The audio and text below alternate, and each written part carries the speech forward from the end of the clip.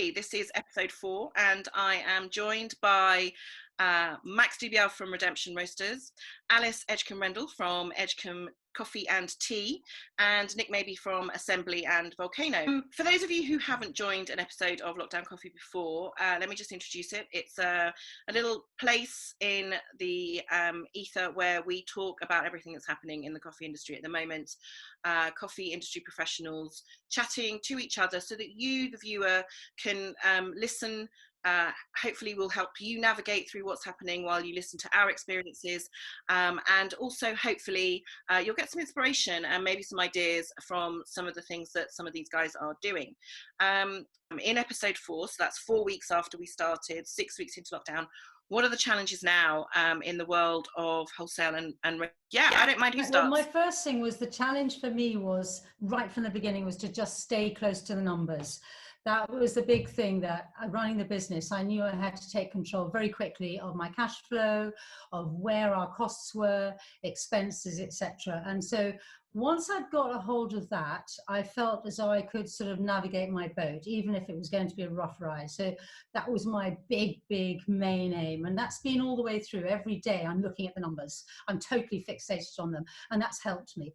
Challenges as we're going along is managing relationships with suppliers and wholesalers. And that's been, again, you know, it's a very exhausting business because everyone's got their own issues, their own stories.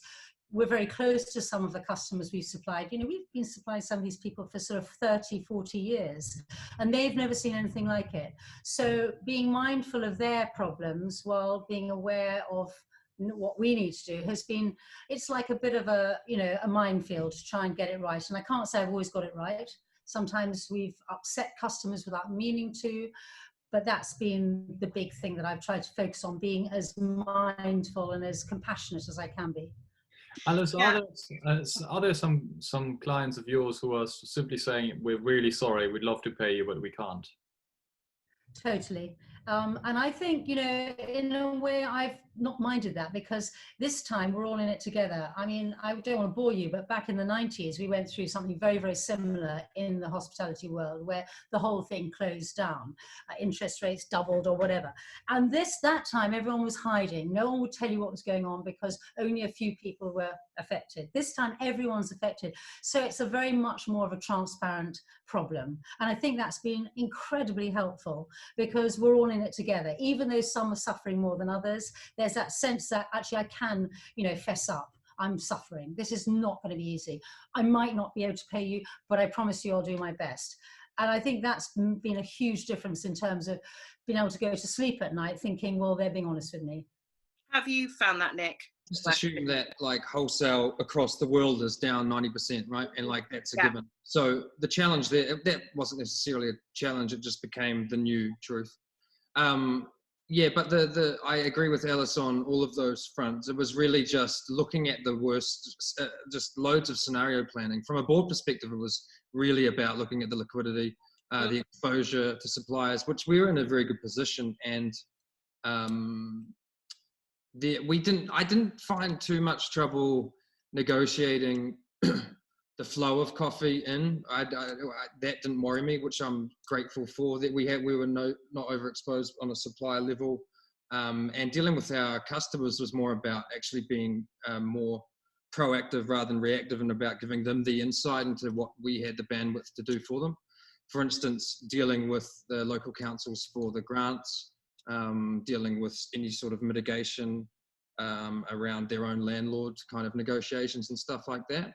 But yeah, the great challenge, and I'm very lucky because we've got a board that has built a very, you know, talented individuals who have a lot of strengths in the finance sector, like Emma, the CEO, and Tom Delaney, our MD. So it was very much like approaching it from multiple angles, because one element of the challenge was also not passing up on potential opportunities to also grow through this period, which was online, pivoting, diversifying, all the rest of it. So I suppose that's where my head has been mostly at.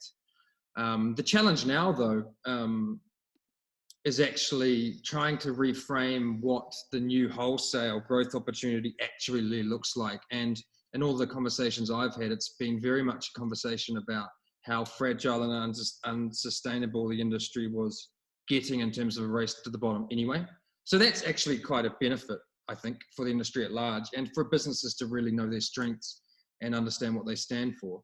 But that's not saying that ultimately it is a good thing, because at the end of the day, I think a lot of businesses will fundamentally suffer, you know? Yeah. Just briefly, in terms of numbers, Nick, how much are you down in wholesale? Yeah, 90%, I'd say. And we're like one of the bigger roasteries. We do about 5 to 6 ton a week normally, right? And I don't think there's any, I think even getting back to that kind of number might take even 24 months in the best case scenario anyway. But we are quite diverse anyway. We've got grocery and strong online. Online's really taken off. Actually, I was going to ask about that. Well, there were two things I was going to ask about. So first thing I was going to say is, you said something really interesting, that you've been helping your customers with things like property disputes or landlord disputes, and the sort of all the advice around grants. So you've been able to help your customers with that, have you? Yeah, well, we've published a bunch of our finance director, Stuart. He's been working 24/7 to because a lot of the focus was around getting ourselves in a position to go and get the CBILS loan, right, which is the coronavirus business interruption loans, which is all it's a bank loan. It's not a government loan. It's just it's back to the banks. It's a lender bank, not borrowed backed. So in essence, what that was essentially an investment pitch, right? And it was basically it's a really digging down and looking at your costs, your efficiencies, your EBITDA, and all that stuff like that. So during that process, there were so many questions that were flagged anyway, and we immediately had answers to some questions through our interactions with our bank manager, for instance, or whomever, which would immediately benefit anyone who was asking the same questions. So we jumped on that pretty quickly as a port of call for our customers, right? That's amazing. Have you been approved, Nick? Have you received the loan? We have. Yep, we've been very successful. So we've moved at quite a rate of knots, and the loan for us is an extremely beneficial kind of support. Clearly, I don't think I'd have the board's permission to get too much into the values or anything like that. No, of course not. But in essence, it's very much allowed us to take a massive step back and breathe, and start strategizing now, because now you have to get into the strategy mode, right, and look at the next phase, and where you reinvest to diversify instead of just full on survival mode, and I honestly, I don't think, I worry for some of our competitors, right, some of our contemporaries even, who would not have the financial expertise to go through that process and be successful, right? I'm one of the things that I'm doing as well is a benchmarking study for exactly that reason, to help businesses be able to compare themselves to the industry average, and I have, in fact, because of Maxwell's input, one of the ones I'm doing is for coffee roasters. So when that gets up and running, I'm hoping that will at least help people start thinking about the right kind of KPIs they need to know about, and for exactly that reason, to be able to strategize and think about future growth, not just coming out of lockdown, what that should look like and how they compare with the rest of the industry or rest of their sector. And I'm doing that for the operators and for roasters, so hopefully that will help them. Just dialing back then from that, because I think that's an amazing initiative, and I had no idea you were doing that, and all kudos to you guys for helping your clients with that kind of work. The other thing you mentioned was around the online sales going up, and that comes up over and over again. So if you've seen any of the episodes already, I think it gets mentioned in every single one. And I think I'm being asked this a lot, and I've got a good idea of what I think will happen long term, but obviously what a lot of people are wondering is it going to continue? Yeah, thanks, good question. Just as the thing, wholesale is actually creeping up now, we've seen, so there's it's eating back into percentage of revenue, which is great, mostly due to cafes adapting to takeaway service, right? Anyway, so the online thing, I think it's sustainable for sure if you are investing in paid advertising, essentially, or whatever form of advocacy marketing or whatever. I don't think it's enough to replace any sort of ambitious growth model that you had prior to. You've got roasters that have super low overheads and reasonably low revenue, but relative to their overheads, they're extremely profitable, probably, right? So they don't need to turn over too much online in order to be like really successful. For us, like we could still turn over £1 million a year online, but it would make no dent into our, into our future kind of sustainable growth plan. So it really comes down to how much you're willing to spend, because essentially that's all online is. It's this the constant kind of dance between return on investment, right? And having someone who's very good at SEO. Yeah. And I think for a lot of businesses, online was something they were thinking of, and then suddenly they had to. But I think the interesting point is, I think what's not sustainable is probably the loyalty model for cafes going online. So I've done interviews with people like Rosalind. I'm obviously a good customer of ours, Over Under, who have gone directly to an online model to fuel their customers at home. But I think that's what is probably the more fragile kind of model. Yeah. But I mean, if you're in a position to do so, it's a very good lifeline. Mm-hmm. Alice, how about you? Well, one thing I would say, which I think has been really important for us, is brand value. So I think going online does immediately increase your brand value. So, okay, Edgcumbe, quite right, you don't really know much about us. Why should you? Because we were a wholesaler for many, many years. We bought from packers and we started roasting about 15 years ago, but very slowly. But really all we were was a wholesaler to some big name companies in our area who were selling coffee. They weren't selling Edgcumbe's coffee. So the moment we went online and the moment we set up a cafe at the actual roastery, suddenly our brand value, and that's obviously good for our company value as well. So I think going online in that respect is good. What I would say is I'm not sure how profitable a lot of small roasters are. And I think a lot of them are lifestyle roasters.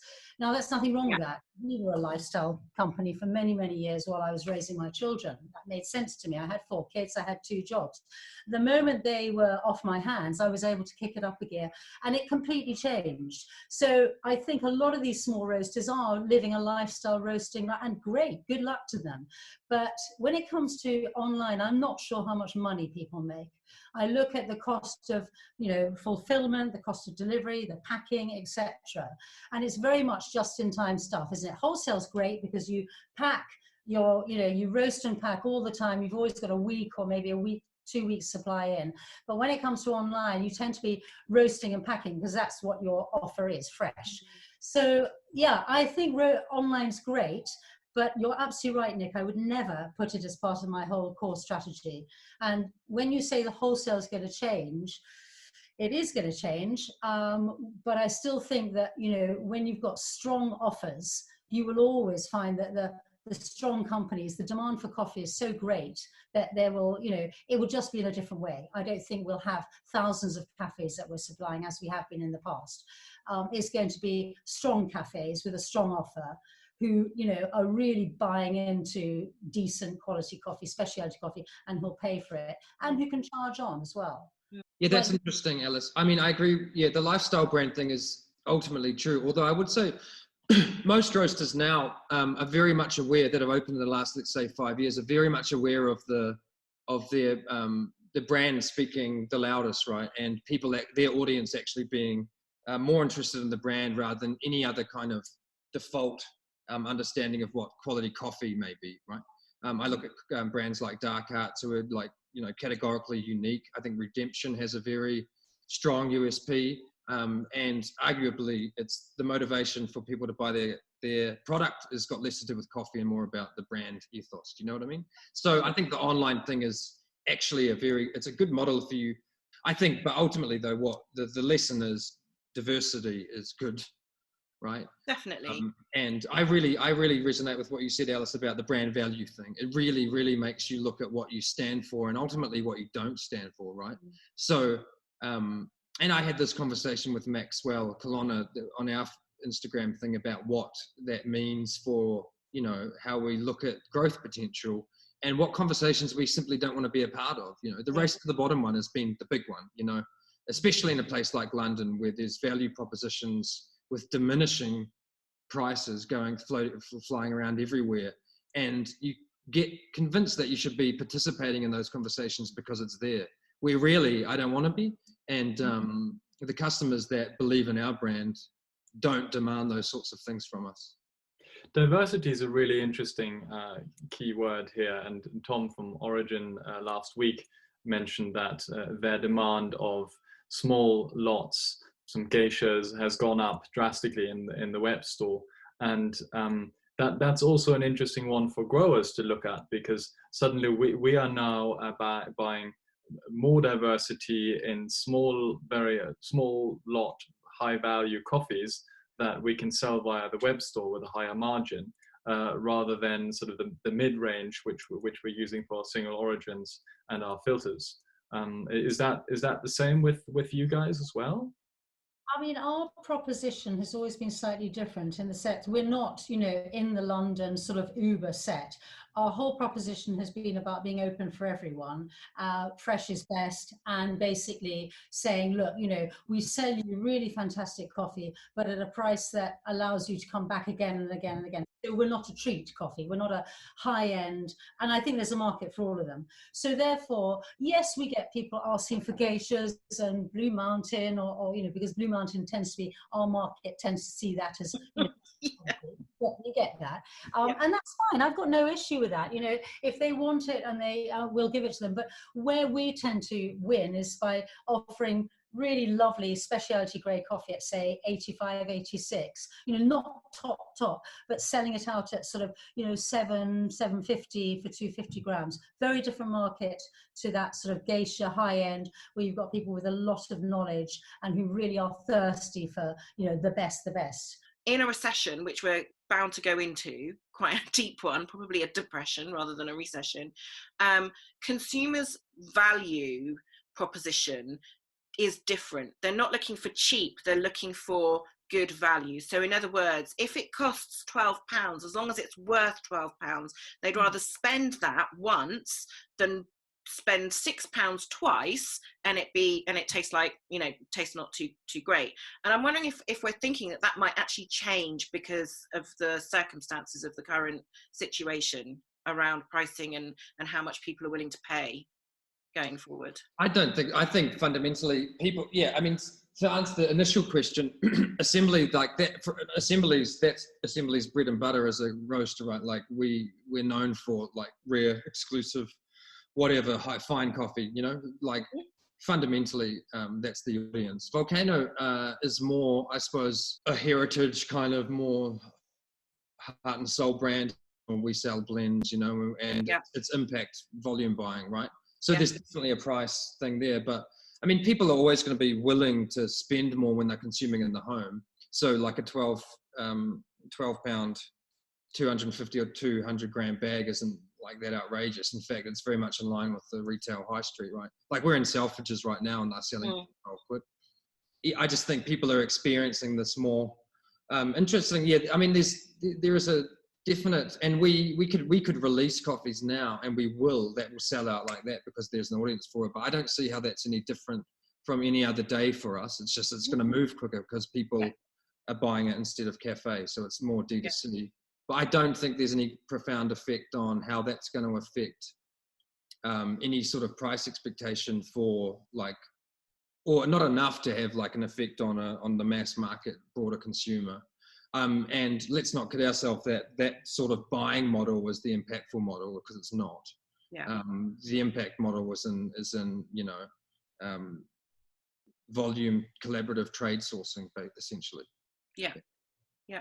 I mean, certainly it's about trust to me. It's about the provenance and about people being able to trust the roaster who's actually roasting it and understanding why they're doing it and what they're doing it. So whatever proposition you have, whether it is niche, high level, mid level, or whatever, entry level, as long as you're true to that and you can back it up with all your value propositions, who you are, what you do, then I think the customer will return again and again because they trust what you're giving them. People want to know like what's going to happen to the market in general, right? And it's basically just the flow of coffee. But the worrying thing is that the percentage of specialty coffee, quote unquote, consumed in cafes is very high. So it's probably about 70%, 80% of the global consumption, right? And without that medium, what happens? You know, that's where producers start to suffer. So And like the other price conversation is always just about why can't we convince people to pay more for coffee because we can't communicate the value, you know? That's really the conversation. But again, that's not a question that's raised by COVID. It's just something that I suppose is more reflective. Back in the day when we were supplying coffee to hotels and restaurants, and you know, it was dark black piece of liquid on the back of the ship, was foul. But now, you know, people regularly pay 16.50 a kilo trade price because they trust us, that they know they're going to get, you know, the best, but also the training, the backup. They see it, they get it. So I'm amazed by actually how many cafes are prepared to pay for it. Whereas in the past, you know, 6-7 years ago, forget it. There was no chance that they would. So I do believe that there is a rising market. There is a rising tide of acceptance that in the cafe market, to really be able to survive, you just have to be able to get the best coffee and serve it in the best way. I think people are coming for the coffee, aren't they? More than location, more than vibe, more than anything. It's about the coffee, isn't it? It's about two things. It's about the vibe and it's about the coffee. It's not about the location anymore, because there's too many alternatives on the high street for most consumers, and you know, from my knowledge and experience in the market, quality coffee rose to the top a long time ago. And what's secondary to that, industry people think it's location. And obviously a great location makes a huge difference. If you go into a really rubbish location, then and you're the wrong type of coffee shop for that location, then clearly that's not going to work. But in terms of the consumer's mindset, it's about, do I feel great? Do I have a great connection with the people in that place? Do I feel happy here? Is the experience right for me? And it's the quality of coffee. And the two, quality peaks it. But just sort of to take that conversation round though, what does that mean for you as businesses still not knowing and not know? I mean, we may not find out even on the 7th of May when there's a review of the current lockdown, what easing is going to happen. And the most recent reports are suggesting, whereas originally there was a suggestion that coffee shops would be recommended to open first, it's now suggesting that they open along with the rest of hospitality last. And as you just said, Nick, that's 70% of specialty coffee right there. We're seeing dribs and drabs of coffee shops opening for takeaway and for delivery. There's obviously a lot of technology out there to try and support that with pay order apps and things like that. What are your thoughts? And even if it's, I don't know what the hell's going on, what are your thoughts around what's coming up for us in the next sort of 2 to 3, 4 weeks, 6 months time frame? What's your concerns, worries, optimistic view? I know Max has a very optimistic view. Maybe you'd like to start, Max, with your optimistic view and then take that conversation round. Yeah, you can ask me again next week, because we're actually opening a shop on Monday for takeaway. Okay. Lamb's Conduit Street is going to be open, and we will have a pre-order app in place.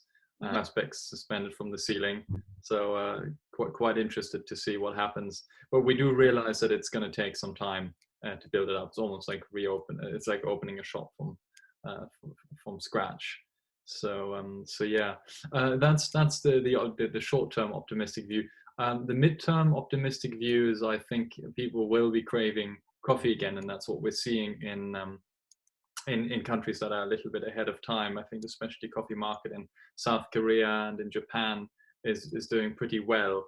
I think currently it's about between 60-70% is what it said in The Economist of what it used to be pre-lockdown. So that's really promising, and I hope it's going to be quite similar here.